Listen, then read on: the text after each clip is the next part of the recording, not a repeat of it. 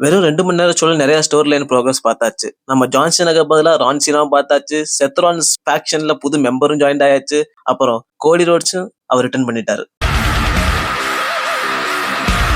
First match talk team match தான். CM bunk, சாமி gene, அப்புறம் பிரான் பிரேக்கர், செத் ராலின்ஸ். மேட்ச் ஆரம்பத்துல பிரான் பிரேக்கர் வந்து அவர் பேரிகேட்ல ஜம்ப் பண்ணுவாரா காமெண்ட்ரி டேபிள், அது சாமி ஜீனுக்கு அடிச்சிருவாரு. அதுக்கப்புறம் சிஎம் பங்க் அவர் ரன்னிங் புல்டாக க்ளோஸ் டைம் கொடுப்பாரு. அந்த இது நல்லா இருந்துச்சு பாக்க. அப்புறம் மேட்ச் கடைசியில சிஎம் பங்க் வந்து செத் ராலின்ஸ் அடிச்சு பறக்கடிச்சுவாரு. அப்புறம் சாமி ஜீன் ஹுலோர் கிக் போயில பால் எம்னு அவர் காலை பிடிச்சிருவாரு. அது வந்து டிஸ்ட்ராக்ஷன் ஆகி ரெஃப்ரி இங்கிட்டு பாத்துட்டு இருக்க ரிங் சைட்ல சிஎம் பங்க் நிப்பாரு. அப்ப எல்லாம் ஒரு பெரிய உருவம் வந்து சிஎம் பங்க் ஒரே அடியா பேரிகேட் அடிச்சிருச்சு. அந்த உருவம் யாருன்னா பிரான்சன் ரீட். கடைசியா சர்வைவர் சீரிஸ்ல பார்த்தது பிரான்சன் ரீட்ல அவர் கால் இன்ஜர் ஆனதுக்கு அப்புறம். ஆனா செத் ராலின்ஸ்க்கு பிரான்சன் ரீட்க்கு முதவே ரொம்ப பகை இருந்துச்சு. ஏன்னா பிரான்சன் ரீட் சுனாமி கொடுத்திருக்காரு செத் ராலின்ஸ்க்கு 7-8 வாட்ட ரால, உங்களுக்கு ஞாபகம் இருக்கும். அதை எப்படி சொல்ல போறாங்க தெரியல ஸ்டோரியில. ஆனா யாருமே எதிர்பார்க்கல பிரான்சன் ரீட் வந்து இதுல ஜாயின் ஆயிருவாருன்னு செத் ராலின்ஸ் நியூ ஃபேக்ஷன்ல. ஃபர்ஸ்ட் பிரான் பிரேக்கரும் பிரான்சன் ரீடும் முறைச்சிக்கிட்டு இருந்தாங்க. அப்புறம் செத் ராலின்ஸ் போய் அவரை கட்டி பிடிச்சிட்டாரு. அதோட செத் ராலின்ஸ் ஃபேக்ஷன் ஸ்டாண்ட் டால் நின்று. அதுக்கப்புறம் சிஎம் பங்க் வந்து பார்லிமெண்ட் காலை பிடிச்சி அடிக்கலாம் பார்த்தாரு. ஆனா 3 பேர் சேர்ந்து அடிச்சிட்டாங்க சிஎம் பங்க். அப்புறம் கடைசியில பிரான்சன் ரீட் வந்து சிஎம் பங்க் ஒரு சுனாமி கொடுத்தாங்க. வேற லெவல்ல இருந்துச்சு சுனாமி. அது பிரான் பிரேக்கர் செத் ராலின்ஸ் ஒரு கையும் காலையும் பிடிச்சிக்கிட்டு கரெக்டா வயிற்றுல குதிச்சான். வேற லெவல்ல.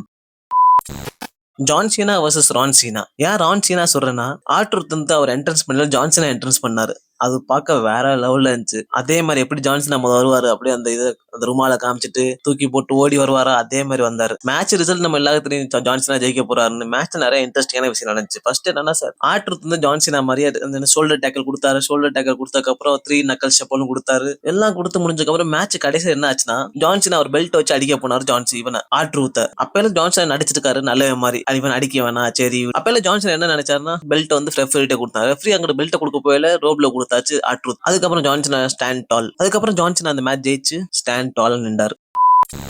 True McIntyre versus Damian Priest. இந்த மேட்ச் என்னை பொறுத்த அளவுக்கு கொஞ்சம் லென்த் அதிகமா இருந்திருக்கணும். என்னமோ ரொம்ப சின்ன மேட்ச் மாதிரி இருந்துச்சு. அமேசிங்கான மேட்ச் இருந்துச்சு, ரொம்ப சின்ன மேட்ச் மாதிரி இருந்துச்சு. மேட்ச் நிறைய இன்ட்ரெஸ்டிங்கான ஸ்பாட்லாம் இருந்துச்சு. மேல கேஜ்ல இருந்து சூப்பர் பிளெக்ஸ் கொடுத்தது, அதெல்லாம் ரொம்ப டேஞ்சரஸ் ஸ்பாட்டா தெரிஞ்சு. அப்புறம் ட்ரூ மெக்கன்டையர் வந்து சவுத் ஆப் எவன் கொடுத்தாரு. அப்புறம் அதுலயும் டேமியன் பிரிஸ்ட் கிக் அவுட் பண்ணிட்டாரு. அதுக்கப்புறம் கிளேமோரும் அடிச்சாரு, அதுலயும் கிக் அவுட் பண்ண கடுப்பாயிட்டாரு ட்ரூ மெக்கன்டையர். அப்புறம் மேட்ச் கடைசியில டேமியன் பிரிஸ்ட் ட்ரூ மெக்கன்டையர் கழுத்துல சேர வச்சு ஒரு அடிச்சிருவாரு. அதுக்கப்புறம் சவுத் ஆப் எவன் கொடுப்பாங்க. அதுக்கப்புறம் எட்ஜ் எப்படி அடிப்பாரு, அந்த சாண்ட்விச் மாதிரி வச்சு சேருக்கு நடுவில் வச்சு அந்த மாதிரி அடிச்சாரு. அதுக்கப்புறம் ட்ரூ மேக்கின்டரை பின் பண்ணல, இவர் டேமியன் பிரிஸ்ட் பின் பண்ணல, அவர் நடந்து வெளியே போயிட்டாங்க. கேஜ் எக்ஸிட் பண்ணி ஜெயிச்சிட்டாரு. இதனால என்ன நல்லதுன்னா, ட்ரூ மேக்கின்டரை வீக்கா காமிச்ச மாதிரி இருக்காது, அதே டயத்துல டேமியன் பிரிஸ்ட் ஸ்ட்ராங்கா காமிச்ச மாதிரி இருக்கும். என்ன இந்த மேட்ச் லென்த் கொஞ்சம் அதிகமா இருந்துக்கலாம், நல்லா இருந்திருக்கும். ஷோவோட main event Jey Uso versus Logan Paul. Match ரொம்ப ஃபாஸ்ட் பேசிங் மேட்ச் இருந்துச்சு. சூப்பர் கிக் அவுட், அதுக்கப்புறம் மறுபடியும் ஃபிளாஷ், அந்த மாதிரி ரொம்ப ஃபாஸ்ட் பேசிங் மேட்சா இருந்துச்சு. அப்புறம் லோகன் பால் அவர் 1 லக்கி பஞ்ச் அடிச்சாரு.